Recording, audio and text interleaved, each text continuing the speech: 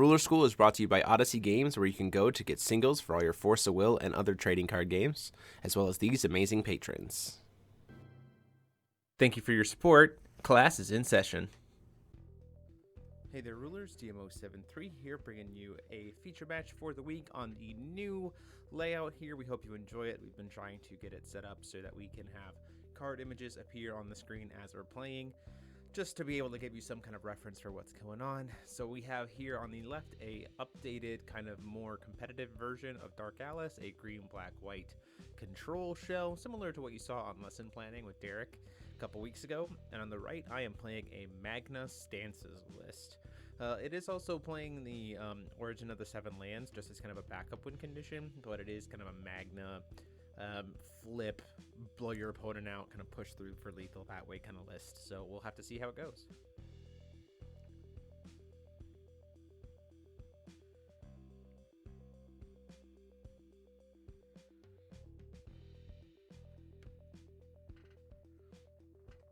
So first turn Rachel's Smile here, going into a Genesis on Magna's side, which is helpful just in case we hit that Ruler's Memoria, ultimately not having a turn one play for the Magna, which is fine because we also have things like, the Defense Dance or Awakening of the Winged Lord, stuff like that to be able to make use of. Down comes a Yggdrasil to go get a Unknown Mother Goose on the side of the control deck, or the Dark Alice deck.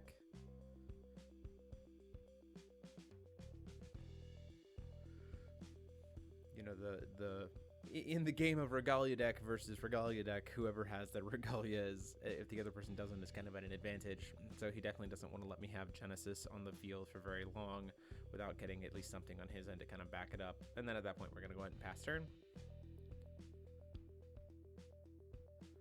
Not seeing anything in the upkeep. You see, I do have that Origin of the Seven Lands in the opener. Choosing once again to pass the turn there.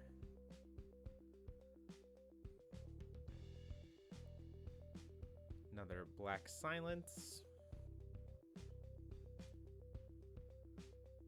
Using Yggdrasil on one of the Black Silence to leave up black, white, green, white, or black, white, green to play the Unknown Mother Goose. We're going to go ahead and let that resolve. We don't really have anything to stop it right now.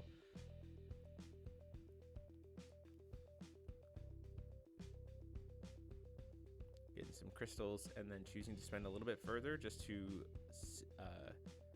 cast a second Yggdrasil to get a backup Unknown Mother Goose. The playline here is, I think, smooth. I'm not really playing a discard package, but again, being able to have multiple Regalia available just in case something happens to one is always a good plan. The other, thought is having Regalia to kind of double up on crystals, especially in this deck. You see me reveal the two rulers there. Paul and I are just like, wait a minute, why wasn't I just filtering the will during the upkeep using Origin of the Seven Lands just to be able to get stuff moving faster rather than having to force myself to tap out. Pre-recovery here, we're still going to go ahead and use the 12 Protective Deities to try to cheat out a body in the upkeep. We're going to see that DBV Kaguya come down, which he can use Unknown Mother Goose to help pay for.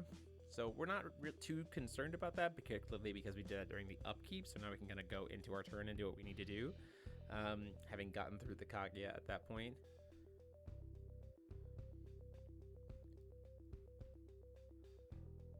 Burning 5 here, we're just going to go ahead and cast Adam Brawley because we have the Genesis who can pay for 12 Protective Deities, Energize for any color, 2 Stones of any color, and then Gusting Skies, so we can make use of it that way. We'll burn for 6, draw a card, recover a stone, and recover 6. Gonna get another filter off of that Origin of the Seven Lands here, and play Yggdrasil's Grace, and then we're gonna go ahead and just pass the turn. So that'll flash in Adam Brawley back in. I'll recover a stone again. I get to burn the Kaguya off the board. I get to recover a stone and gain another 6 life and hit Paul for another 6 life. So doing some taking advantage of the tap out there. It is a little bit of a greedy play for sure, but I definitely want to get at that pressure, and as well as getting that extra draw power to be able to find something else to do with the hand, just in case.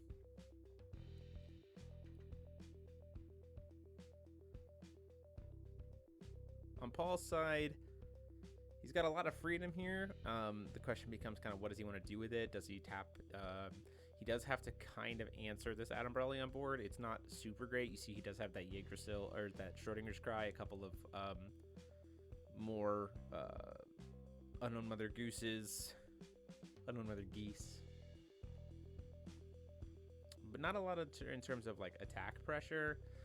He could just use the 2 Yggdrasils to play another Unknown Mother Goose just to generate some extra value here, but he's not quite sure if that's what he wants to be doing.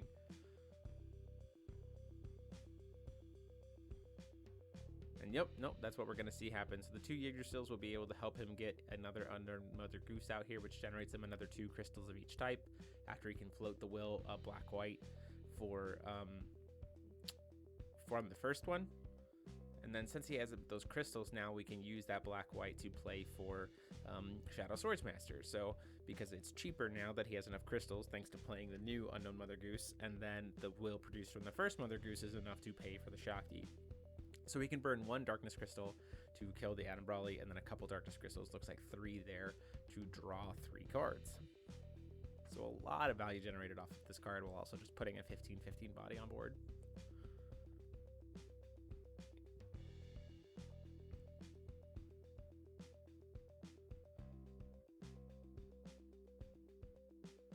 Magna having a couple strangers here. Doing another filter with thanks to our handy dandy Origin of the 7 Lands. Down comes a Caduceus. So this Caduceus is going to be very helpful if we can get another like 12 Protective Deity spell, because now we're going to be able to start kind of digging through our deck a little bit more efficiently without having to lose the spell, as well as being able to cheat in 12 Protective Deities multiple times. So we're kind of accepting the fact that we're going to be taking damage here, but thankfully that Adambrelli at the beginning gave us a nice little 1200 point gain. So we just, other than that, you know, we just kind of have to live with the fact that we're going to be taking a couple beats here at the beginning. World of Dark Alice coming down here during the upkeep to get more crystals. In Paul's mind, you know, the green, black, white control deck here, you can use Shadow Swordsmaster to do a kind of beat down, but the more darkness crystals you generate, it kind of turns Alice's flip. You know, 1, it also turns on the Schrodinger here, but the 2, it gets you to a point where Dark Alice's flip kind of becomes the win con, primarily because of the fact that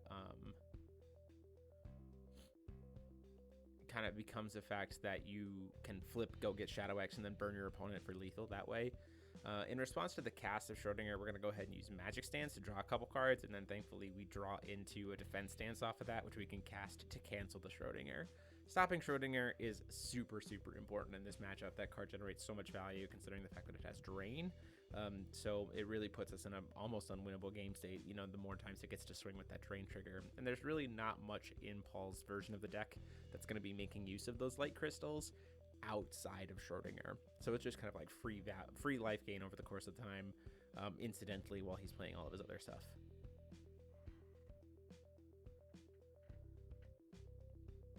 Shadow Swordsmaster swinging in, take us down to 37. See, we have another Schrodinger there in hand. And turn, get another Darkness Crystal. Already up to 8. It's very easy for this deck to produce crystals at a very, very fast rate. We are sitting on a lot of will as Magna, you know, having access to all those stones, having access to 3 Regalia. It just becomes a matter of if we can find the right spells to be able to cast. Like, we need Mage Arts here. We need 12 Protective Deities, the 12 Protective Deity spell. And we're walking into a potential cancel hand because of the fact that we're playing this, the Kakis and stuff. We're going to go ahead and do another little filter here. I think we show that we did it during the upkeep. You see we have an Adambrelli here in hand. We have an Ishtar. So we have a couple strangers to be making use of. Not a ton of stuff to perfectly deal with, unfortunately. So we're just going to go ahead and kind of wait. During the end phase, we're going to see, once again, another Schrodinger come down here to try to flicker the Unknown Mother Goose. Unknown Mother Goose to then trigger Dark Alice to try to get him some more crystals. In response to the cast, once again, we're going to go ahead and cast in an Undine. So this Undine here, we're going to try to do a couple things.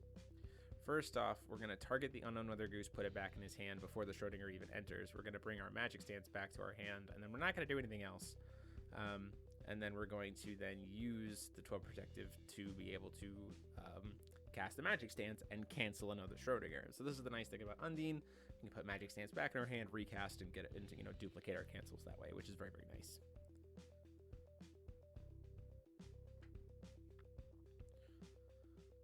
This is also, sure, he's going to be able to recast it, but, like we knew that was going to be a thing that was going to be happening anyway.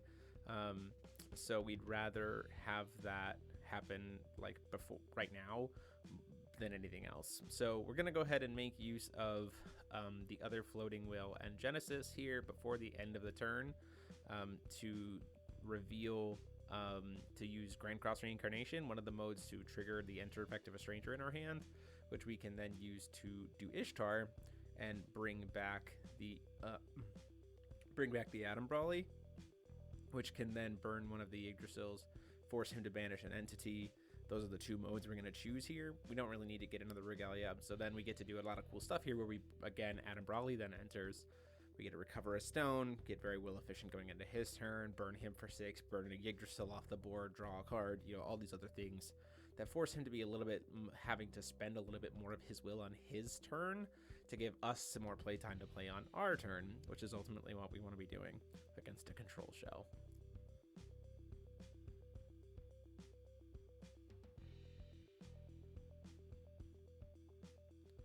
We expected the Unknown Mother Goose to come back. Oh, we're just going straight into Shadow Swords. Oh, he starts... Sorry. We expected the Unknown Mother Goose to come back. We're totally fine with that. It's a ramp for his turn. He was going to try to flicker it anyway. We'd rather him at least take the time to tap out some stones that way. He can definitely play the Shadow Swords Master again using that stone immediately. Forcing us to sacrifice a couple of our Resonators and draw some other cards. There's just so much draw power that comes off of Shadow Swordsmaster and a control shell. It just really puts things in a good spot for him to kind of constantly keep his hand filled with answers for his opponent's cards.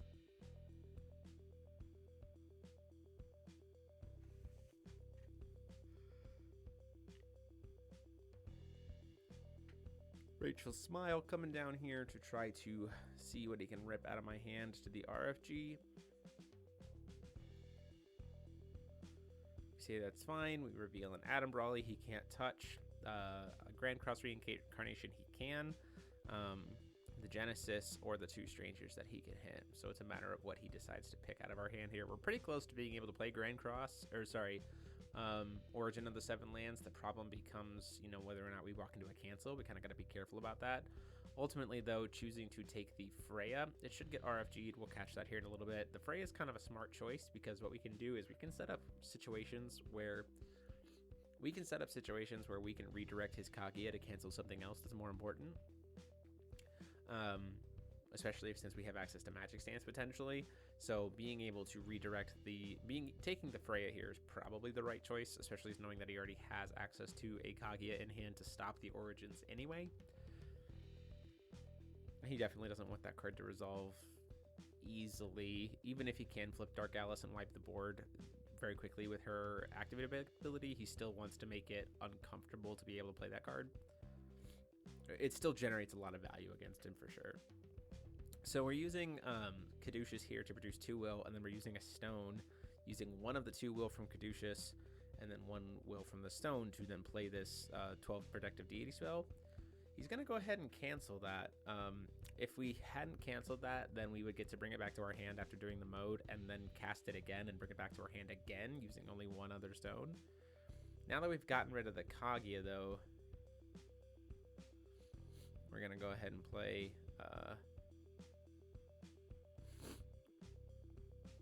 an Ishtar. Ishtar is going to get to be able to reanimate us an Adam Brawley back. Again, we're kind of just like slowly chipping away at his life here with the Adam Brawley. Recover some stones. Keep our life total high. While establishing kind of continuous pressure that he has to work through. It also just means that the more bodies we can put on board doing things like this way, like playing the Ishtar into the Adam Brawley, stuff like that, means the more Darkness Gems he has to be able to get to be able to kill us, because the more life we'll have. So Paul has to kind of mitigate my board presence here as best as possible. The weirdness is a lot of the removal that's in this Dark Alice deck is kind of reactive until he gets Dark Alice flipped over.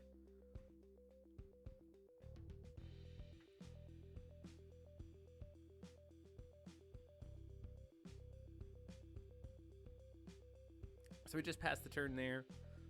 Not really going to worry about doing too much else. See that Shadow X come in, so now we're at 11 counters, so that's 22 damage represented off the Shadow X. And when thankfully we have bodies here, there is something to be said about the idea of flipping. The problem is both Adam Brawley and Ishtar are 4 cost and 5 cost respectively, so it costs a lot of Darkness Gems for him to be able to banish those off the board. And if he does have 5 cost to get rid of Adam Brawley, it's going to kill his Shadow Swordsmaster as well, so he has to be pretty careful there.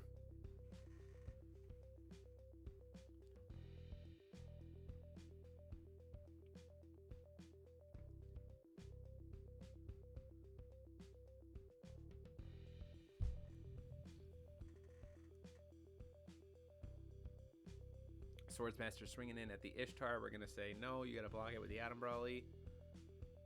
We're going to see a Shadow Strike come down here to kill the Adam Brawley. It's not awakened.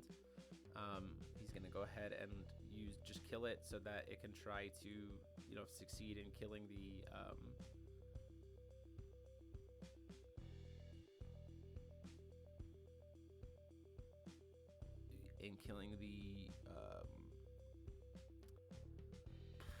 the Ishtar.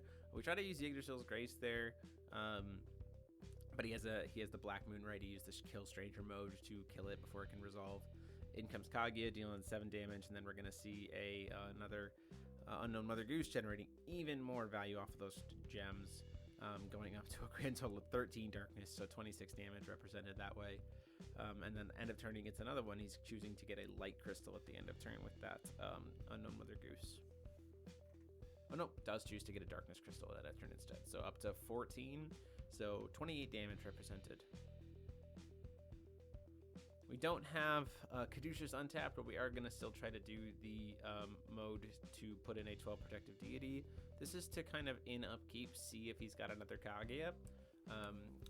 So we're going to go ahead and burn the Shadow X here using the Adam Brawley. Once it resolves, we'll get to recover a stone. Doesn't super help us because we're going to just recover all of our stones anyway.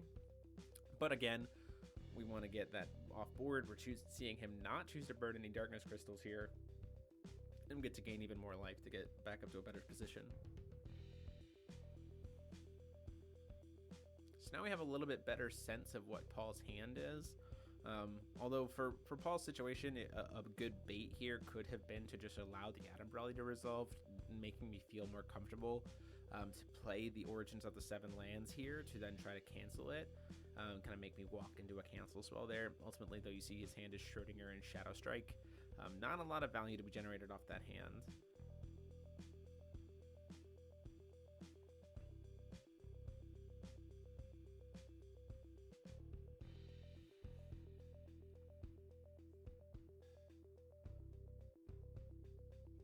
We are at a position where this turn we're going to be able to cast Origins. We'll be able to reveal our 7th ruler at this point, which will be Rezard, to then pay to produce all the tokens.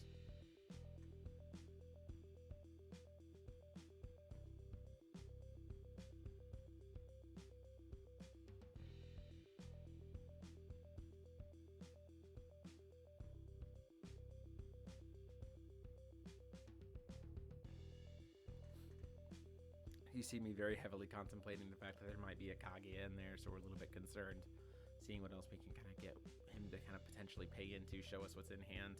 Schrodinger's Cry coming down here, Awakened to draw a card, which didn't help us at all. He still got to draw another card, and in fact, if we didn't have a Kaguya before, we could have just allowed him to draw into one. So that was a little bit of a risky play.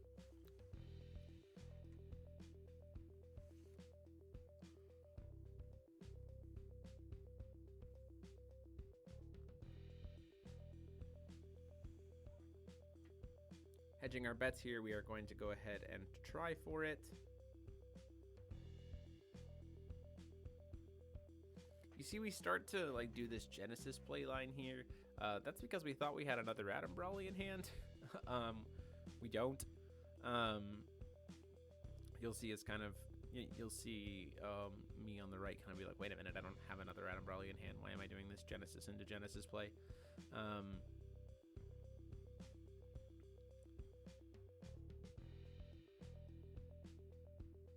So we kind of walk back there. The Genesis isn't going to produce us any will to be able to play an Adam Brawley or anything else. The Adam Brawley is dead. It's in the grave. So at this point in time, we're just going to go ahead and take our chance. So we can filter into the Rezard to get the color we need, and then pay the other 4 to get the other 4 colors we need. We're going to play the Origin of the 7 Lands. We have all 7 revealed, so if the enter effect, if the summon resolves, we're going to generate a bunch of tokens. And thankfully for us, Paul does not have a cancel, so that is going to resolve.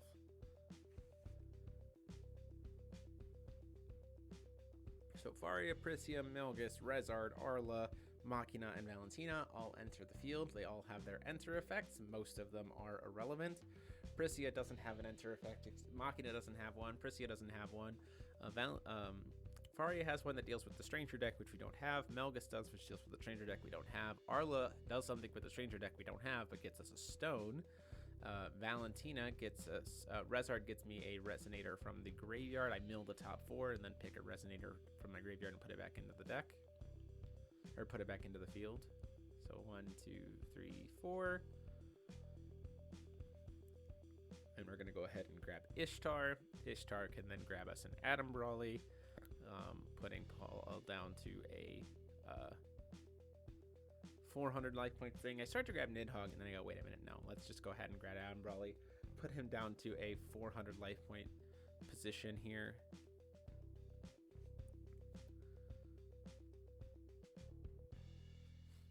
And then Valentina gets to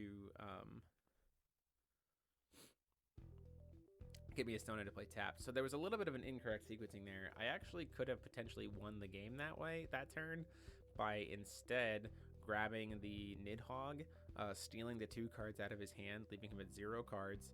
I would have had enough will to be able to do Prisia's Goddard, doubling the attack and defense of all my guys, and then I could have just swung in with Prisia for lethal, because she has swiftness.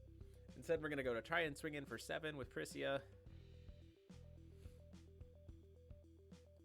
Get a Schrodinger's Cry here, which gets it RFG'd.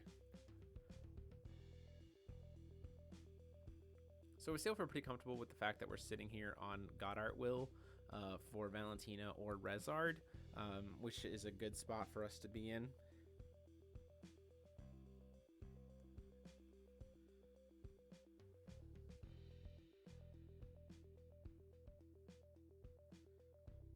Shadow Strike coming down here in the upkeep to try to force me, and it's awakened, so we're going to try to force me to get rid of 2 Resonators here. We get rid of the Adam Brawley, and then the thing that we're going to banish is we're going to go ahead and banish the Machina token, because it doesn't do anything at this point in time. Its Goddard is completely worthless. It's not going to get us any value.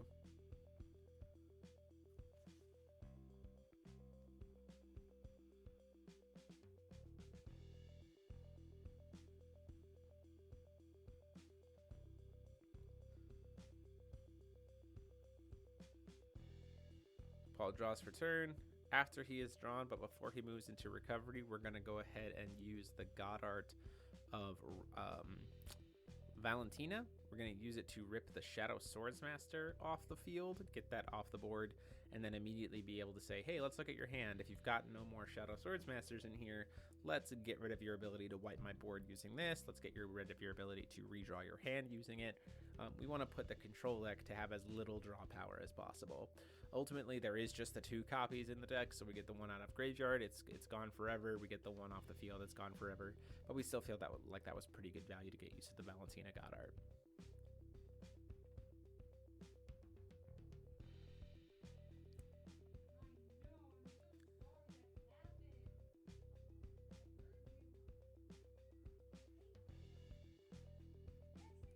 So all the tokens are 0 drops, which is what we're kind of recognizing, Paul's recognizing here. So with Dark Alice, he can just pay 1 black and 0 crystals to kill all my 0 drops, which is not at all what we wanted to see.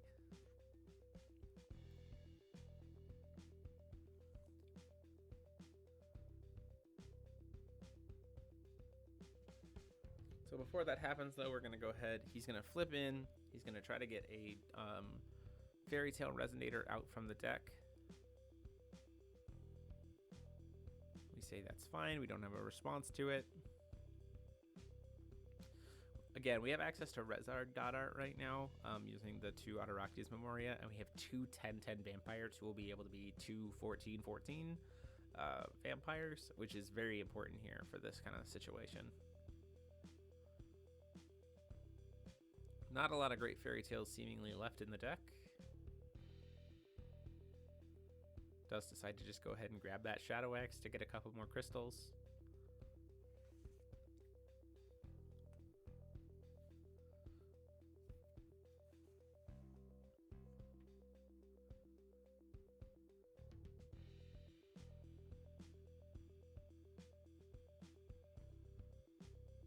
And now that that's over, we're going to go ahead and see that attempt from Dark Alice to use her activate effect of banishing 0 crystals to kill all my 0 drops. In response, we're going to go ahead and try to do the Valentina God Art, or sorry, the Rezard God Art here.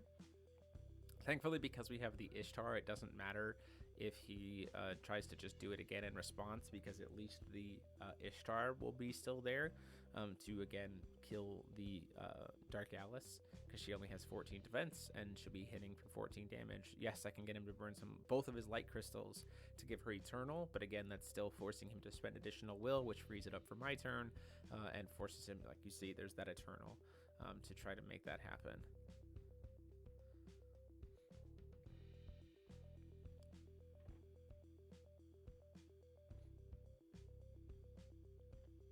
So he's going to give Eternal here.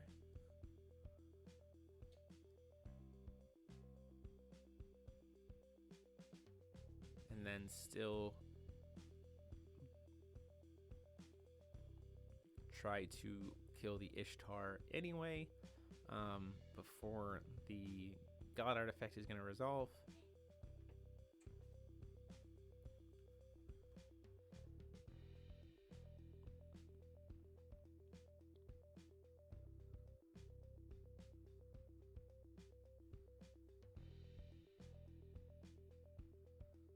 Seeing what kind of tricks we might have up our sleeve here.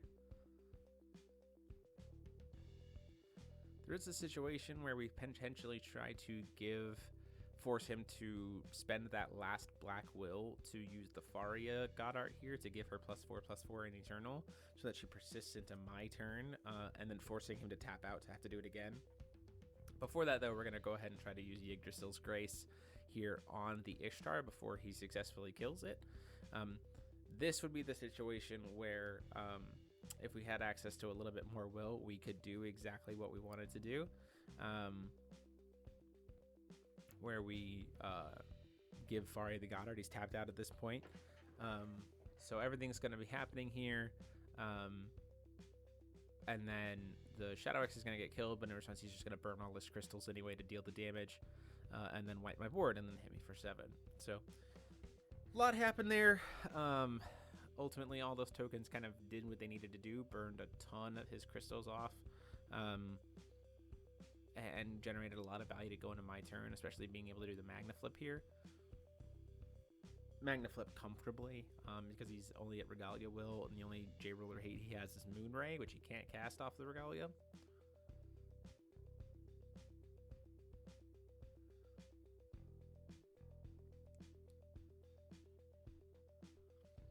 In comes the flip of Magna.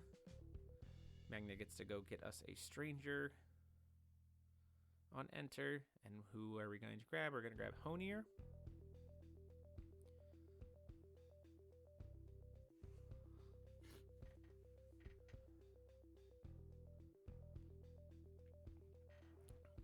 Honir, the Bishop God, forcing him to banish an entity. So he gets rid of that. Paul has 2 cards in hand at this point.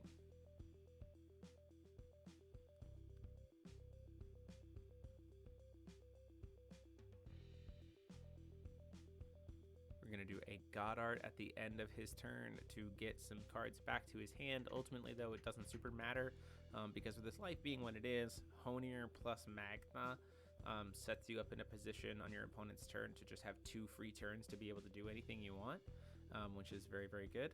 So we let him go into his turn after he's drawn, but before recovery, we pay will for it, but we don't need to because Origins of the 7 Lands means we can pay 0 for God Arts. but we're going to lose all these additions anyway, so we could just use Magna's Goddard. It kills everything on the board that's not himself or a stranger, but also says your opponent cannot use spells or abilities until the end of their turn. So Paul gets to recover, call stone, and then do nothing. But then when he passes the turn and goes to me, Honir on my turn says your opponent cannot cast spells during your turn. So this is like a two-step kind of lockout that puts Paul in a position where he just doesn't get to do anything. I essentially just have silence for 2 turns. Just for fun, we're going to go ahead and Awakening of the Winged Lord, see if we can hit into a Regalia or something just for goofs. We're going to go ahead and hit a Genesis there, but ultimately none of that matters because we can just swing in with Honir or Magna and finish the game that way.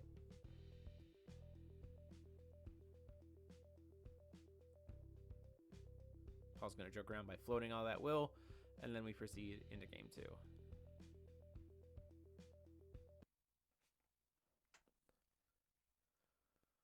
So game 2 here.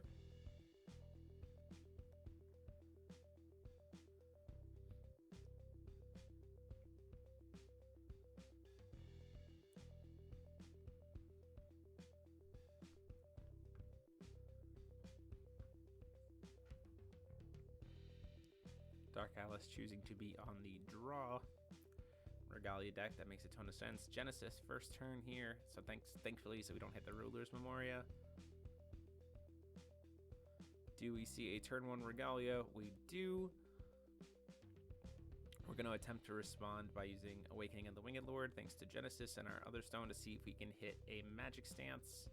Unfortunately, we don't hit a 2-drop at all, so that's going to just re-enter. That would have been a really, really huge play if we can hit Magic Stance there, cancel, steal the Energize, get Magic Stance out, go to my turn, 3 will against his 2.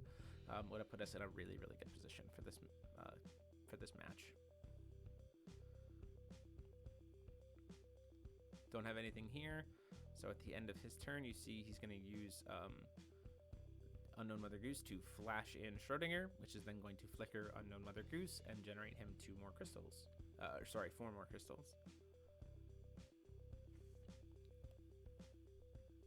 Potentially, sorry. In response to Schrodinger's Enter effect, we're going to thankfully be able to flash in an Undine and put Schrodinger and the Unknown Mother Goose back in his hand. So after he's targeted them both, get them back into his hand, so nothing's going to happen there.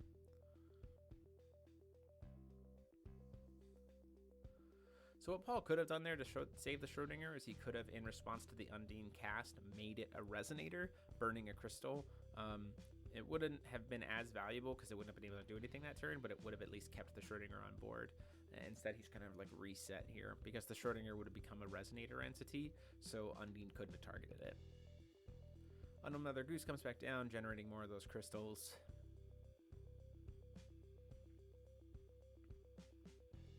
Knowing that there's the Schrodinger there and he has the access to drain, there's really no point in leaving up the Undine, or in swinging with the Undine. We know he's going to be able to flash it in. We don't really have an answer for it. Once again, we're in a situation where he's trying to target. We're going to go ahead and use the 12 protective spell to flash in a Behemoth. Again, targeting the Schrodinger here. He could have done the exact same thing here, turning it into a Resonator before Behemoth, the spell resolved, to keep it from Behemoth targeting it. Ultimately, he doesn't know what I'm going to be flickering in there, so it's a matter of, like, is it the time to burn a crystal or not? So it's a little bit safer with the Behemoth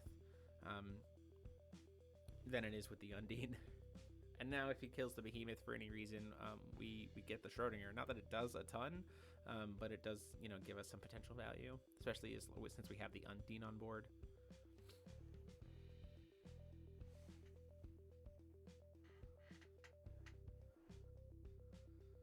End of the turn, we're going to go ahead and flash in Magic Stance to try to draw a couple cards. Paul says that's fine. We want to keep our hand full. Also sets this up for being able to play something like Final Stance, because we have to have a stance in board in order to be able to play Final Stance.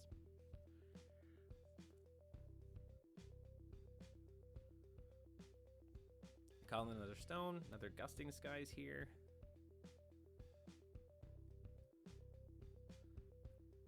Playing Velsivaria, This is to try to help us get access to our Caduceus, and then also make it so that we can place 12 protective deities for any color. So this is a good kind of ramp card for the deck if it resolves.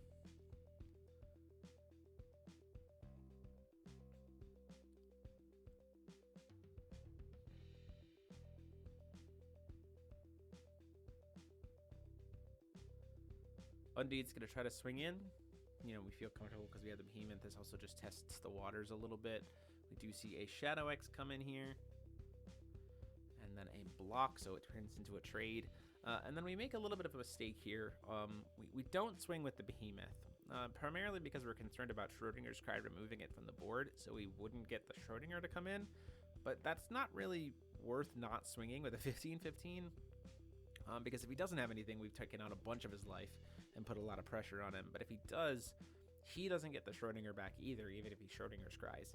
So it's probably would have been better for us to apply pressure there rather than him, rather than just the Behemoth just sit there. For the upkeep, gonna see a World of Dark Alice. Kind of wondering what mode Paul's going to have us do here. Ultimately choosing to, I believe, gain some additional crystals. Because you see he does have a Unknown Mother Goose in hand. Oh, does choose the mode to make me sack a Regalia and get another Regalia himself. I think Paul realized in this game that his strategy does need to kind of be just not worry about the aggression and just quickly ramp up to a position of almost instant death with crystals.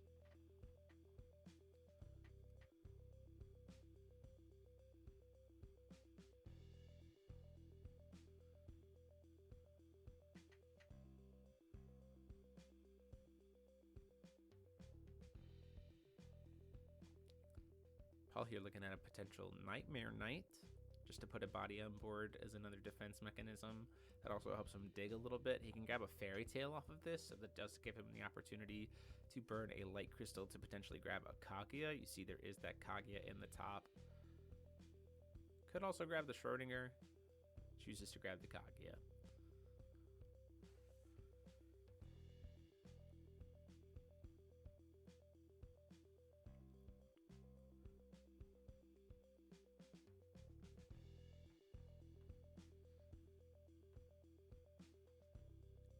Gets to replenish that light crystal he lost, thanks to Unknown Mother Goose's end of turn trigger. Callstone Pass out of the Magna side of things. We see another World of Dark Alice come down here, this time to do extra crystals, I believe, which will put him up to a state of 12. We're going to try to, since he still has that on the chase and doesn't have the will to get another cancel in, we're going to go ahead and defense stance that.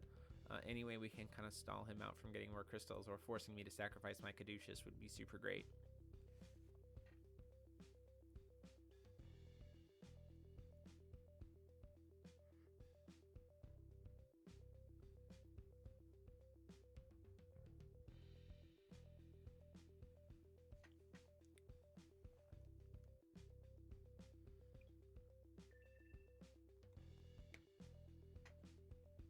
Does just choose to pass the turn there once again.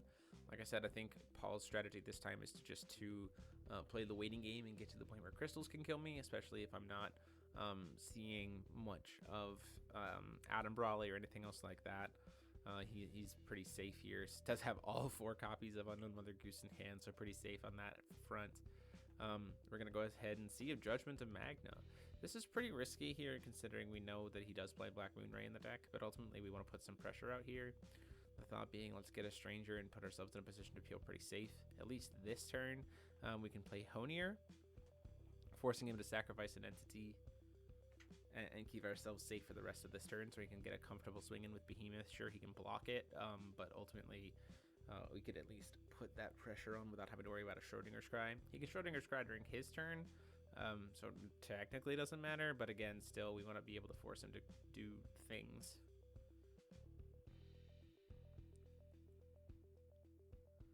Is going to sacrifice the Unknown Mother Goose here, rather than the Resonator, being that he doesn't want to take that 15 damage from Behemoth. Schrodinger's going to come in and flicker his Nightmare Knight, which he can then use to dig even further because it does have an enter effect.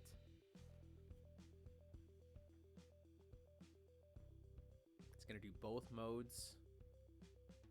This was during his upkeep, by the way, so he could actually cast it. So he can do the -10 from Nightmare Knight to kill the Honier, and he can do the search effect off of the Nightmare Knight to then get another Kakia in hand. And going from the fact that he's going to be able to replay Mother Goose here, he feels very, very comfortable in this situation.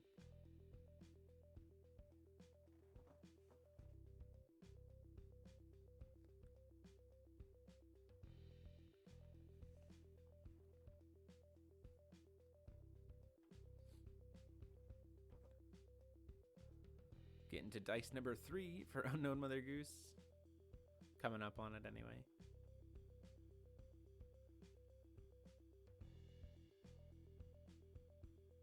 Goes to end of turn up to 12. So this is a 24 damage Shadow X if it comes into play with no life gain.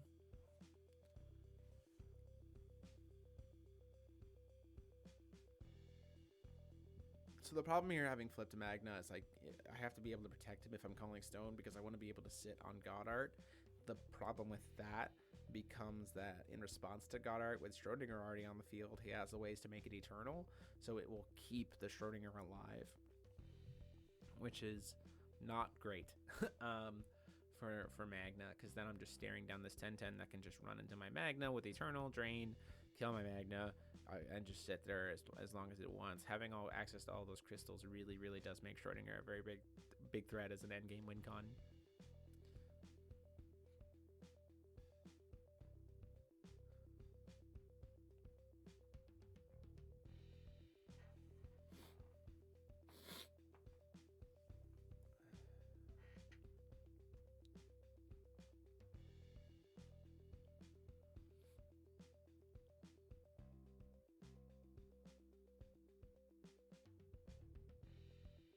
So we're going to go ahead and keep using Origins of the Seven Lands, get some more reveals here. The other problem is that we know that the Magna knows that Kaguya, the Dark Atlas deck has 2 Kaguyas available to it in its hand right now. We've seen him draw both. He has the will to be able to play both.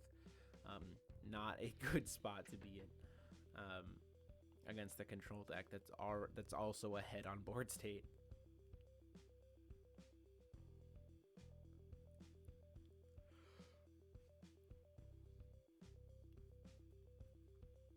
We're going to go ahead and try and cast Magic Stance here, just to see if we can draw into something a little bit more advantageous than what's in our hand. That is going to bait out one of the Kaguyas.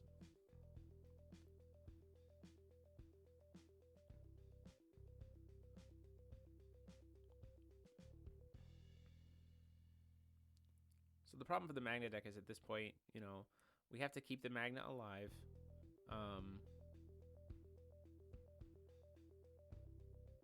And to threaten the Dark Atlas flip, right? Because if he flips Dark Atlas, doesn't have will to be able to give it Eternal. Like, that's the other problem too, is the Dark Atlas also can give itself Eternal. So we're getting to a point where the control deck is going to have so much will available that it doesn't really matter what the Magna deck tries to do.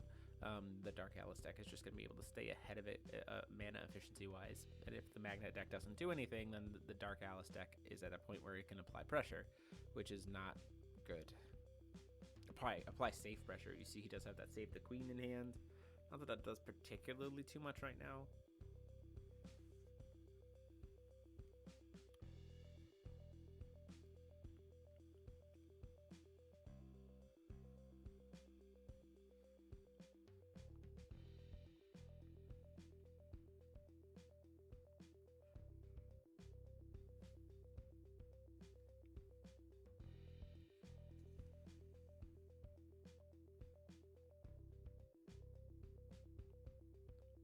So we're just going to go ahead and get a turn pass to get another crystal here for Dark Atlas, go up to 13, so 26 damage.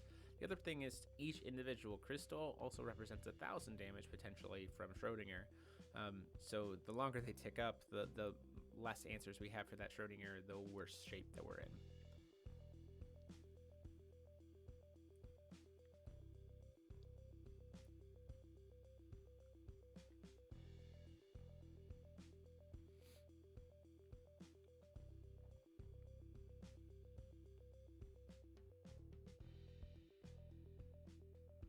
Magic Stance in hand, which we can't make use of because we got to get rid of the first Magic Stance.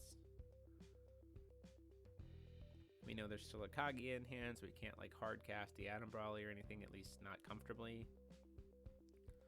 Gonna do the Origins reveal, at least to get another, one step closer there. You see, we do also have the Frigg, the Blue-Green Stranger to redirect, which can help us get around the Kage a little bit if we can outplay it. Call another stone here with Magna, hit a Ruler's Memoria.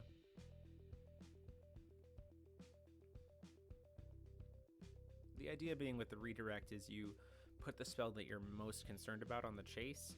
They cast Kaguya, you put a cheap spell on the chase, and then cast the redirect, so you redirect their Kaguya to the spell that doesn't matter. We passed the turn there, and unfortunately Paul has, top decks the Moonray.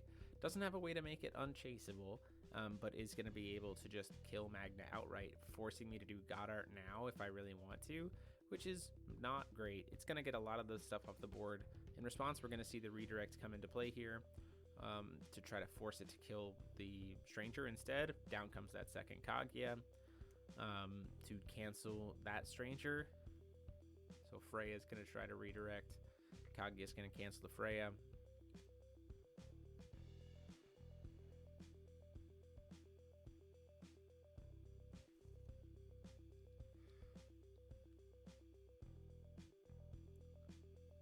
This gives us a little bit of an advantage here because it kind of motivates us to just say, well, I guess since your Kaguya is on board and out of your hand, let's go ahead and just do the God Art right now. It's going to force you to burn crystals. You're going to be able to keep the Schrodinger alive. That's fine. Gets our Magic Stance off the board so we can cast another Magic Stance later. Kills 2 of your Kaguyas and your Nightmare Knight. So like we're going to take 1 turn worth of Schrodinger, but we're at least going to steal a lot of value off of it anyway. Or steal some value off of it anyway.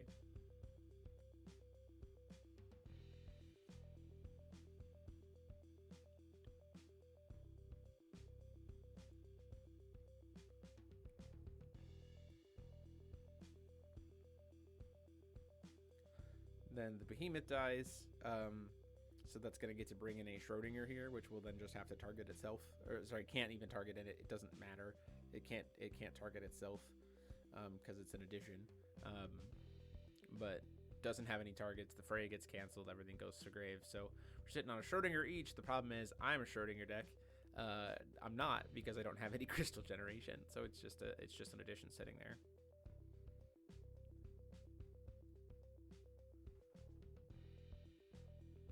And now I get to move into Paul's actual turn, because that was all during the upkeep.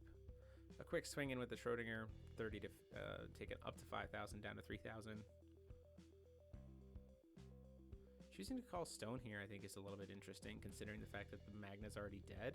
I think I probably would have called Stone and flipped over the Dark Atlas there, getting the Shadow X, establishing pressure that way. The Godzar's already been wasted. Atom Brawly coming down here. He does have access to the Kage in hand. That's going to get canceled. We do have the Magic Stance to back that up. So we at least get the Atom Brawly to resolve. Gets us another 600 life points back. Gets us another card. Digs us a little bit deeper to see if we can get some answers to deal with this Schrodinger. That Schrodinger is a real problem for this deck because I don't believe that the Magna deck is playing Schrodinger's Cry.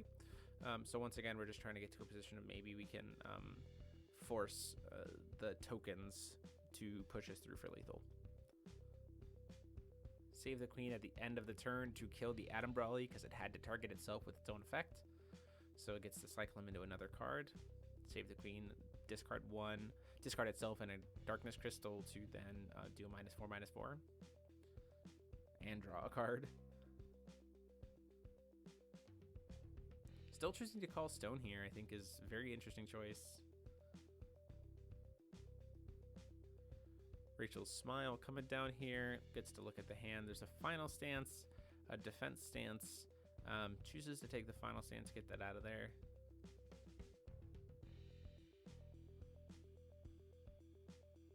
Schrodinger gets reanimated again, down to 26. So we're now at a position where, with a couple more darkness crystals, a Shadow X is lethal. Literally with the darkness crystals that we just got, because at the end of the turn we can get another darkness crystal. It means Dark Alice flip next turn is lethal with a Shadow X, because we go up to 13 darkness crystals, so 26.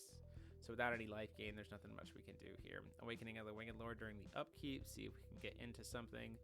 Do see a Velsavaria edition, which can go get us another Regalia, so it kind of works out in our favor. We can go grab, I believe, Genesis here, but potentially Caduceus.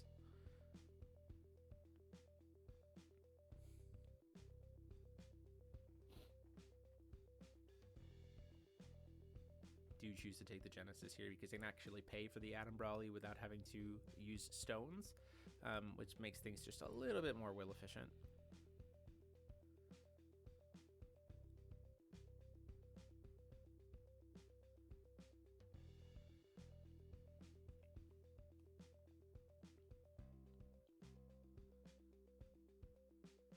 And we can use our Gusting Skies here because the Velsavari lets us pay for 12 protective deities with Will of any attribute.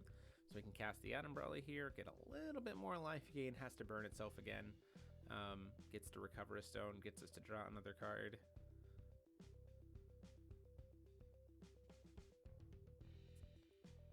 Using the Will filter to cast a Final Stance. Here, we drew into another one. So Final Stance says, I get to take another turn after this one. So go into that second turn, buys us just a little bit more time to try to set up the addition, essentially.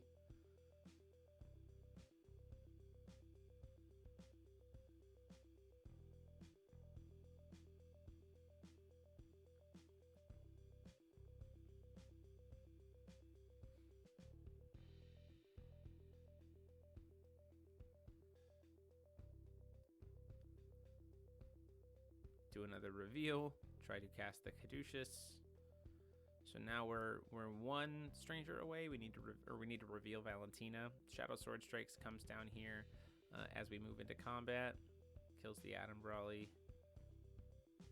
and we have to pass the turn there. So he does have the Schrodinger's Cry, but ultimately at this point, since he kind of sees what's going on, he sees that next turn we're going to see the addition. If he doesn't have a cancel, there's definitely a world where you just perform the Judgment of Dark Alice here and say, okay, sure, you're going to get all these tokens, I'm immediately going to kill them as soon as they enter. Gets him a lot of value and makes the addition significantly less important to play. Ultimately choosing to just do Unknown Mother Goose here, getting even more crystals, go up to a grand total of 15, so that's 3,000 damage just by itself, and can just burn me out of the game in that way anyway.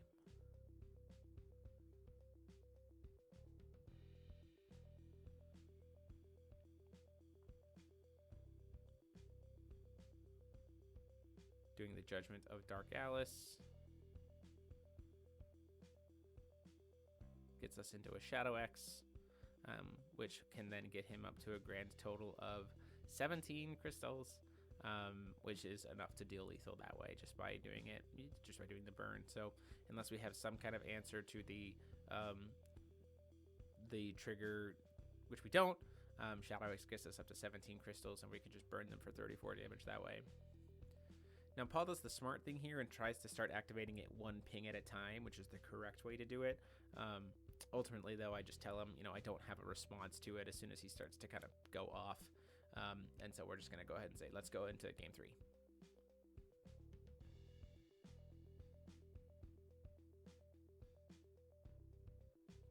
So here in game 3 here, Magna choosing to take the draw, hopefully having a little bit stronger of a start, potentially early cancel with that defense stance or something like that, to be able to steal some of Dark Alice's initial momentum and then capitalize on it, especially canceling something like an early game Kaguya or an early game Unknown Mother Goose, just anything that we can use to steal value at the beginning. Down comes Rachel's Smile in the opener. You see we have a Nidhogg, Defense Stance, Fafnir, Awakening of the Winged Lord, and a Yggdrasil's Grace. Choosing to take the Defense Stance, which is the correct call. It's the clear cancel. No Regalia for turn 1, so thankfully we didn't hit a Ruler's Memoria there. Another Rachel's Smile coming down here.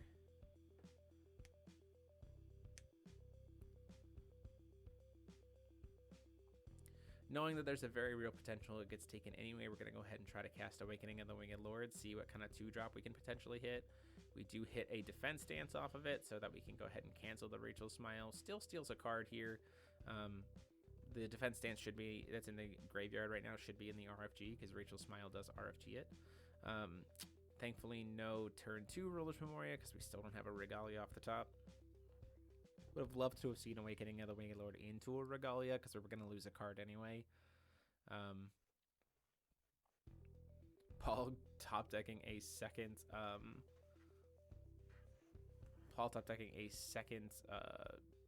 Unknown Mother Goose here, even after searching one for Yggdrasil. After he's drawn, after he's recovered, but before we move into main phase, we're going to go ahead and cast the 12 Protectives Deity spell to cheat into play Nidhogg.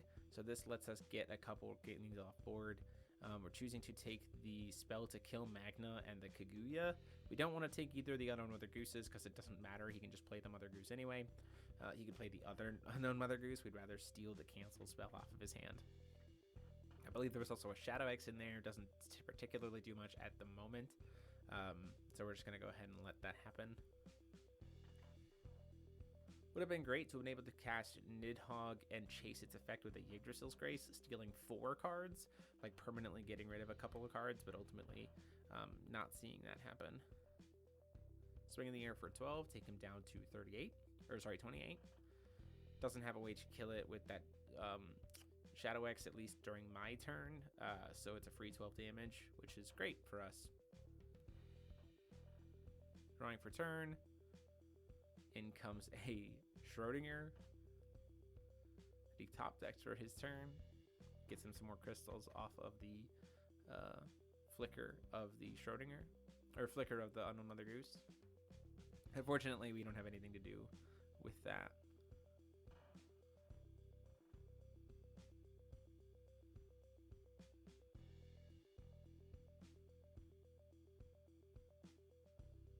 Leaving Paul with just 1 card in hand at this point, which we know what it is. I believe it's a World of Dark Alice, which is not really doing much when we only have 1 Resonator on board. He's going to try to target our swing into our Nidhogg. We'll respond to the swing by using Yggdrasil's Grace to flicker it. Oh, sorry, the other card left in his hand is the other Unknown Mother Goose.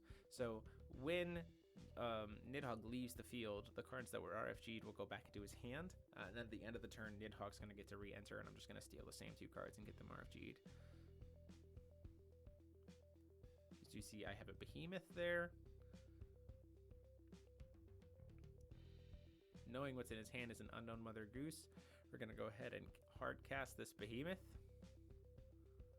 and try to take the Schrodinger.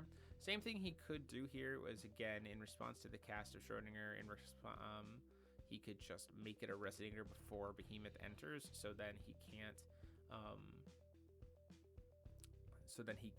get targeted. I would take the Unknown Mother Goose instead, which is still good value there, but ultimately, you know, it puts him...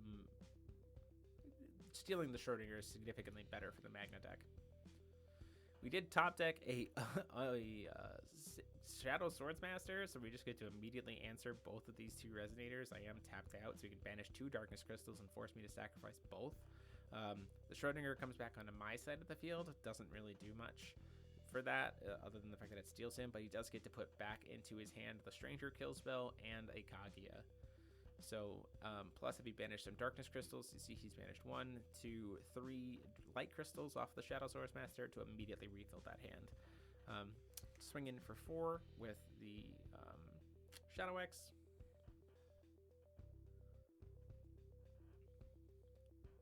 Ruler's Memoria, unfortunately no Regalia, so that is going to come into play tapped.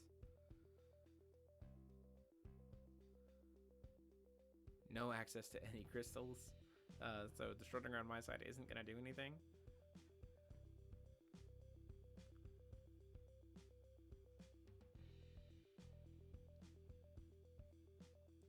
So we're in a pretty bad way here. Swing in for 4, down to 32.